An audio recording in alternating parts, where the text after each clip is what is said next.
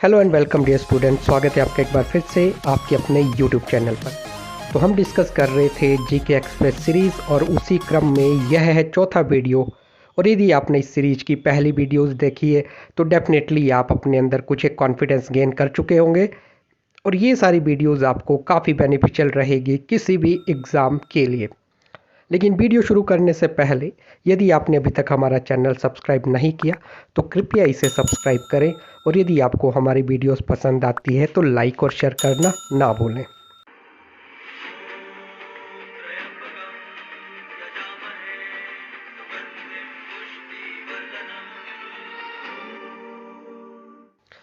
तो चलिए शुरुआत करते हैं आज के सेशन की और पहला क्वेश्चन आपके स्क्रीन पर आ रहा है।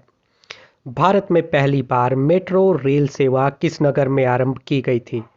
और इस प्रश्न का सही जवाब है कोलकाता में। तो जी हाँ, कोलकाता में मेट्रो रेल सेवा की शुरुआत हुई थी। और आप कमेंट करके बता सकते हैं कि किस वर्ष भारत में कलकत्ता में मेट्रो की शुरुआत हुई थी। दूसरा प्रश्न है, राष्ट्रीय हिंदी दिवस कब मनाया जाता है?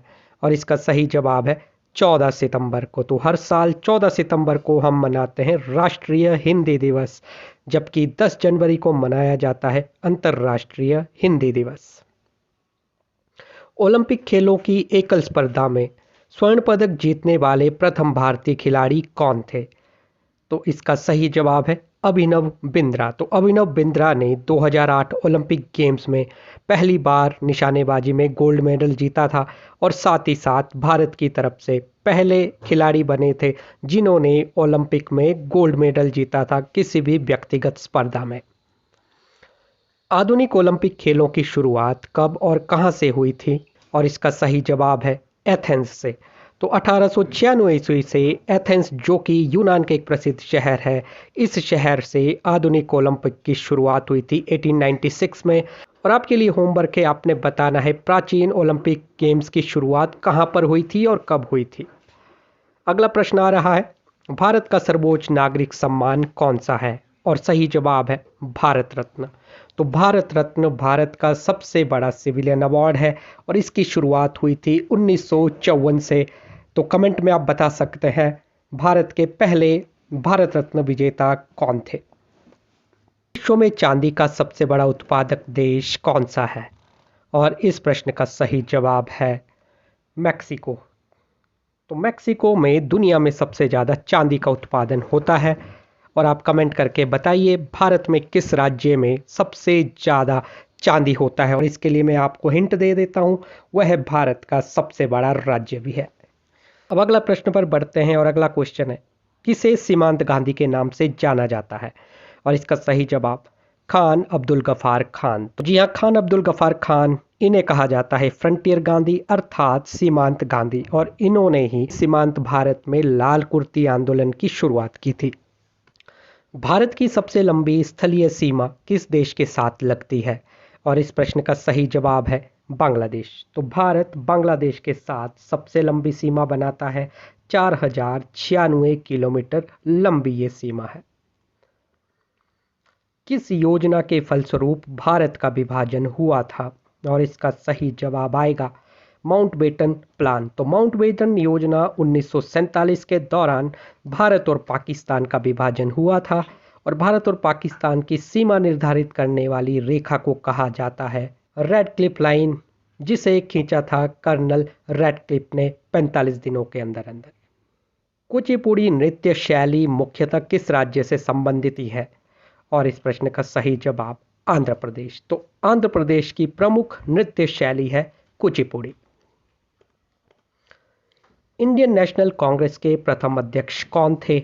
और इसका सही जवाब है व्योमेश चंद्र बैनर्जी। तो WC बैनर्जी भारतीय राष्ट्रीय कांग्रेस के पहले अध्यक्ष थे और इंडियन नेशनल कांग्रेस की स्थापना की गई थी 1885 में AO ह्यूम द्वारा। और कमेंट करके आप बता सकते हैं कि इंडियन नेशनल कांग्रेस के पहले महासचिव अर्थात सेक्रेटरी जनरल कौन थे। अब चलते हैं अगले प्रश्न पर और अगला क्वेश्चन है, किस संविधान संशोधन को मिनी कॉन्स्टिट्यूशन कहा जाता है? और इसका सही जवाब है 42वां संविधान संशोधन, जो कि अस्तित्व में आया था 1976 में। मैकमोहन रेखा किन दो देशों के बीच सीमा बनाती है? और इसका सही जवाब भारत और चीन के बीच। तो भारत और चीन की सीमा रेखा को कहा जाता है मैकमोहन लाइन और यह खींची गई थी 1914 में। सिंधु घाटी सभ्यता का प्रमुख बंदरगाह नगर कौन सा हुआ करता था? और इस प्रश्न का सही जवाब है लोथल, जो कि स्थित है मॉडर्न गुजरात में। तो गुजरात में मौजूद लोथल एक प्रमुख डॉकयार्ड हुआ करता था सिंधु घाटी सभ्यता के दौरान। अब अगला प्रश्न है, विश्व की पहली महिला अंतरिक्ष यात्री का नाम बताइए। और इसका सही जवाब है वैलेंटीना तेरेश्कोवा। तो वैलेंटीना तेरेश्कोवा सोवियत संघ रूस की अंतरिक्ष यात्री थी और इन्हें यह श्रेय मिला था। साथ ही साथ कमेंट में आप बता सकते हैं कि भारत की तरफ से पहले अंतरिक्ष यात्री कौन थे, मेल और फीमेल आपने दोनों बताना है। और इसके साथ साथ आपने बताना है सोवियत संघ के ही एक ऐसे अंतरिक्ष यात्री जो सबसे पहले अंतरिक्ष गए थे। भारत के किस राज्य में चावल का सबसे अधिक उत्पादन होता है? और इसका सही जवाब है पश्चिमी बंगाल। तो पश्चिमी बंगाल अर्थात वेस्ट बंगाल में चावल यानी कि धान की फसल सबसे ज़्यादा होती है, लेकिन चावल के कटोरे के नाम से प्रसिद्ध है कोयम्बटूर। इंडियन मिलिट्री अकादमी यानी कि आईएमए कहाँ पर स्थित है? और इसका आंसर है देहरादून में। तो देहरादून में मौजूद है इंडियन मिलिट्री एकेडमी। राष्ट्रीय रक्षा अकादमी अर्थात नेशनल डिफेंस अकादमी कहाँ पर स्थित है? और इसका सही जवाब है खड़गवासला, महाराष्ट्र। तो महाराष्ट्र के खड़गवासला में मौजूद है नेशनल डिफेंस अकादमी। सन 1928 के बारदोली आंदोलन का नेतृत्व किसने किया था? और इसका सही जवाब सरदार वल्लभ भाई पटेल। तो जी हाँ, सरदार पटेल ने 1928 में गुजरात के बारदोली सत्याग्रह का नेतृत्व किया था और इसी आंदोलन की सफलता के बाद बारदोली की महिलाओं ने सरदार पटेल को सरदार की उपाधि दी थी। भारतीय राष्ट्रीय कांग्रेस का प्रथम मुस्लिम अध्यक्ष कौन था? और इसका सही जवाब बदरुद्दीन तैयब जी। तो बदरुद्दीन तैयब जी भारतीय राष्ट्रीय कांग्रेस के पहले मुस्लिम अध्यक्ष थे। भूस्थिर उपग्रह की पृथ्वी से ऊंचाई कितनी होती है? और इसका सही जवाब है 36,000 किलोमीटर। जियो स्टेशनरी सैटेलाइट पृथ्वी की सतह से 36,000 किलोमीटर ऊपर मूव करता है। किसके शासनकाल में मोरक्को यात्री इब्न बतूता भारत आया था? और इसका सही जवाब मोहम्मद बिन तुगलक। तो जी हाँ, मोहम्मद बिन तुगलक के समय मोरक्को यात्री इब्न बतूता 1333 में भारत आया था और इसे 1342 में मोहम्मद बिन तुगलक ने चीन भेजा था अपना राजदूत बना के। अब कमेंट में जाकर आप कमेंट कर सकते हैं कि इब्न बतूता ने कौन सी एक महत्वपूर्ण पुस्तक की रचना की थी। उत्तरी ध्रुव को दक्षिणी ध्रुव से मिलाने वाली काल्पनिक रेखा को क्या कहा जाता है? और इसका सही जवाब है देशांतर रेखा। तो उत्तरी ध्रुव को दक्षिणी ध्रुव से जोड़ने वाली एक वर्चुअल लाइन को बोला जाता है देशांतर रेखा और कुल मिला के 181 देशांतर रेखाएं हैं, जबकि कुल देशांतरों की डिग्रीज है 180 डिग्री और 1 डिग्री देशांतर पर परिवर्तन होता है 4 मिनट का। राष्ट्रीय डेयरी अनुसंधान संस्थान कहाँ पर स्थित है? और इसका सही जवाब है करनाल, हरियाणा में। तो जी हाँ, करनाल हरियाणा में देश का सबसे बड़ा डेयरी अनुसंधान संस्थान है। यूनेस्को का मुख्यालय कहाँ पर स्थित है? और इसका सही जवाब है फ्रांस की राजधानी पेरिस। तो जी हाँ, यूनेस्को का मुख्यालय है पेरिस में। और आप कमेंट करके बताएंगे कि यूनेस्को की स्थापना कब हुई थी और यूनेस्को में कुल कितने सदस्य राष्ट्र हैं। The next question is Jain धर्म के प्रथम तीर्थंकर कौन थे? और इसका सही जवाब है ऋषभदेव। तो ऋषभदेव जैन धर्म के पहले तीर्थंकर माने जाते हैं, जबकि 23वें तीर्थंकर थे पार्श्वनाथ और 24वें और आखिरी तीर्थंकर का नाम है महावीर स्वामी। गौतम बुद्ध की मृत्यु कहाँ पर हुई थी? और इसका सही जवाब कुशीनगर में। तो कुशीनगर में महात्मा बुद्ध का महापरिनिर्वाण हुआ था 483 ईसा पूर्व में। 23.5 डिग्री उत्तरी अक्षांश रेखा को क्या कहा जाता है? और इसका सही जवाब है कर्क रेखा। तो जी हाँ, कर्क रेखा 23.5 डिग्री उत्तरी अक्षांश पर मौजूद है और यह भारत के 8 राज्यों से होकर गुजरती है। और आप कमेंट में जाके बता सकते हैं कि ये 8 राज्य कौन से हैं जहां से होकर कर्क रेखा गुजरती है। अरावली पर्वत श्रृंखला की सबसे ऊंची चोटी कौन सी है? और आंसर है गुरु शिखर पर्वत। तो गुरु शिखर पर्वत जो कि राजस्थान में स्थित है, अरावली पर्वत की सबसे ऊंची चोटी है और इसकी एलिवेशन है 1722 मीटर। महान चिकित्सक चरक किसके दरबार में हुआ करते थे? और इसका सही जवाब है कनिष्क। तो जी हाँ, प्रसिद्ध कुषाण शासक कनिष्क के दरबार में एक फेमस चिकित्सक थे चरक, और साथ ही साथ चरक के अलावा एक और प्रमुख चिकित्सक इनके दरबार में हुआ करते थे जिनका नाम था सुश्रुतु। विश्व व्यापार संगठन का मुख्यालय कहाँ पर स्थित है? और इसका सही जवाब है जेनेवा, स्विट्जरलैंड में। तो स्विट्जरलैंड के शहर जेनेवा में मौजूद है वर्ल्ड ट्रेड ऑर्गेनाइजेशन का हेडक्वार्टर। और कमेंट में आप बताएंगे कि डब्ल्यूटीओ का पुराना नाम क्या था और डब्ल्यूटीओ की स्थापना कब हुई थी? सिकंदर ने भारत पर कब आक्रमण किया था? और इसका सही जवाब 326 ईसा पूर्व। तो 326 ईसा पूर्व सिकंदर ने भारत पर अपना आक्रमण किया था, और सिकंदर ने अटैक किया था पंजाब के राजा पोरस के ऊपर, जिसमें सिकंदर की हुई थी जीत, पोरस की हुई थी हार। अब कमेंट में जाके आपने दो चीजें बतानी है कि सिकंदर की सेनाएं किस नदी के किनारे से वापस लौटी थी, और दूसरा आंसर आपने बताना है कि सिकंदर के आक्रमण के दौरान मगध का शासक कौन हुआ करता था। भारत में पहला परमाणु बिजली घर कहां पर स्थापित किया गया? तो पहला न्यूक्लियर रिएक्टर भारत में कहां पर स्थापित किया गया था? और इसका सही जवाब है तारापुर, महाराष्ट्र में। तो तारापुर, महाराष्ट्र में भारत का पहला न्यूक्लियर रिएक्टर स्थापित किया गया था और इसका नाम था अप्सरा। किस संविधान संशोधन द्वारा पंचायती राज व्यवस्था को लागू किया गया था? और इसका सही जवाब है 73वां संविधान संशोधन, और यह अस्तित्व में आया था 1993 में। और इसी संविधान संशोधन के तहत भारतीय संविधान में 11वीं अनुसूची अर्थात पंचायती राज को जोड़ा गया था। अष्टाध्यायी किसने लिखी थी? और इसका सही जवाब है पाणिनि। तो पाणिनि ने अष्टाध्यायी नामक ग्रंथ की रचना की थी, और पाणिनि समकालीन हुआ करते थे शुंग शासक पुष्यमित्र शुंग के।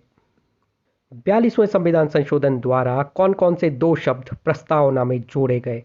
और इसका सही जवाब है धर्मनिरपेक्षता और समाजवाद। तो भारतीय संविधान की प्रस्तावना में ये दो शब्द जोड़े गए थे 42वें संविधान संशोधन 1976 द्वारा। इसके अलावा एक और शब्द जोड़ा गया था, अखंडता। तो कुल मिलाकर ये तीन शब्द भारतीय संविधान की प्रस्तावना में 42वें संविधान संशोधन द्वारा जोड़े गए, और आज तक केवल एक ही संविधान संशोधन ऐसा है जिसके द्वारा प्रस्तावना में फेरबदल किया गया था। महाबलीपुरम के रथ मंदिर किसने बनवाए? और इसका सही जवाब पल्लव शासक नरसिंह वर्मन ने। तो नरसिंह वर्मन जो कि एक पल्लव शासक थे, महाबलीपुरम के रथ मंदिर इन्होंने बनाए थे। और ये आप अपनी स्क्रीन पर देख सकते हैं महाबलीपुरम के रथ मंदिरों की कुछ एक इमेजेस।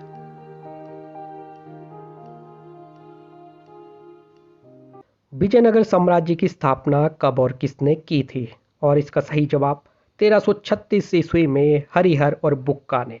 तो हरिहर और बुक्का 1336 ईस्वी में विजयनगर साम्राज्य की स्थापना के लिए जाने जाते हैं, और इन्होंने मोहम्मद बिन तुगलक का विरोध किया था, और बाद में दिल्ली से निकलकर दक्षिण भारत में 1336 में विजयनगर साम्राज्य की स्थापना की। और कमेंट में आप बताएंगे विजयनगर साम्राज्य की राजधानी का नाम।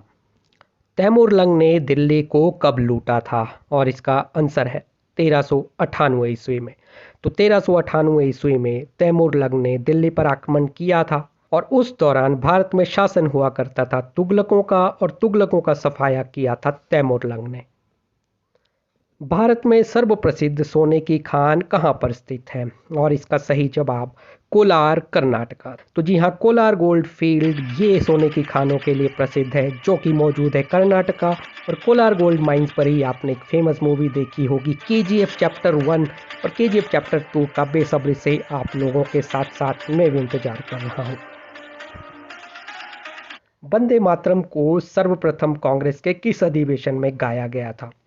और इसका सही जवाब 1896 के कोलकाता अधिवेशन में।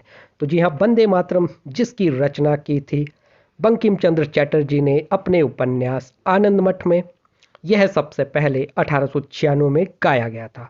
अब आप कमेंट करके बता सकते हैं वंदे मातरम के संपादक कौन थे? सफेद हाथियों का देश किसे कहा जाता है? और इसका सही जवाब है थाईलैंड। तो थाईलैंड सफेद हाथियों के देश के नाम से जाना जाता है। तो आप बताएंगे कि हाथियों का देश किसे कहा जाता है? संविधान के किस अनुच्छेद द्वारा हिंदी को राजभाषा घोषित किया गया था? और सही जवाब अनुच्छेद 343। तो जी हाँ, अनुच्छेद 343 में हिंदी को राजभाषा का दर्जा दिया गया है और भाग नंबर 17 में कुल मिलाकर इन 22 राजभाषाओं का वर्णन हमें मिलता है। अब अगला प्रश्न आपकी स्क्रीन पर आ रहा है, अंतर्राष्ट्रीय मानवाधिकार दिवस कब मनाया जाता है? और इसका सही जवाब 10 दिसंबर।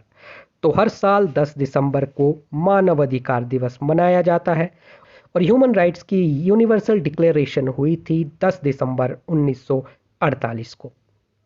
तुलसीदास द्वारा रचित रामचरितमानस हिंदी भाषा की किस बोली में लिखी गई है?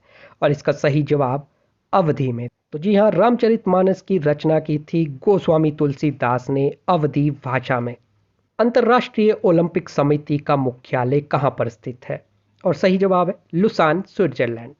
तो स्विट्जरलैंड के लुसान में मौजूद है इंटरनेशनल ओलंपिक कमेटी का हेडक्वार्टर और ओलंपिक खेलों का आयोजन हर 4 साल बाद करवाया जाता है। हालांकि 2020 में जो टोक्यो में ओलंपिक्स होने थे उन्हें पोस्टपोन कर दिया गया था कोविड-19 के चलते। यूनेस्को द्वारा कलिंग पुरस्कार किस क्षेत्र में दिया जाता है? और इसका सही जवाब है विज्ञान के क्षेत्र में। तो जी हाँ, विज्ञान के क्षेत्र में सबसे बड़ा पुरस्कार दिया जाता है कलिंग पुरस्कार और यह पुरस्कार दिया जाता है यूनेस्को के सौजन्य से। महात्मा बुद्ध ने अपना पहला उपदेश कहाँ पर दिया था? और इसका सही जवाब है सारनाथ। तो सारनाथ में महात्मा बुद्ध ने अपना पहला उपदेश दिया था प्राकृत भाषा में और इसके बाद जितने भी उपदेश इन्होंने दिए वे सभी पाली भाषा में दिए गए थे। अब आप कमेंट करके बता सकते हैं कि महात्मा बुद्ध ने अपने सर्वाधिक उपदेश किस स्थान पर दिए थे। पृथ्वी और सूर्य के बीच कितनी दूरी होती है? और इसका सही जवाब 15 करोड़ किलोमीटर। तो लगभग 15 करोड़ किलोमीटर के करीब पृथ्वी और सूर्य के बीच का डिस्टेंस होता है। और आज का लास्ट क्वेश्चन, पहला कृत्रिम उपग्रह कौन सा था? और इसका सही जवाब है स्पुतनिक 1। तो स्पुतनिक 1 दुनिया का पहला कृत्रिम उपग्रह है और यह छोड़ा था यूएसएसआर ने। और आप कमेंट करके बताएंगे भारत का पहला कृत्रिम उपग्रह कौन सा था और इसे कब लॉन्च किया गया था। कोचिंग के श्रेष्ठ अनुभव के लिए आज ही ज्वाइन करें विजेश्वर सक्सेस मंत्र अकेडमी सोलन।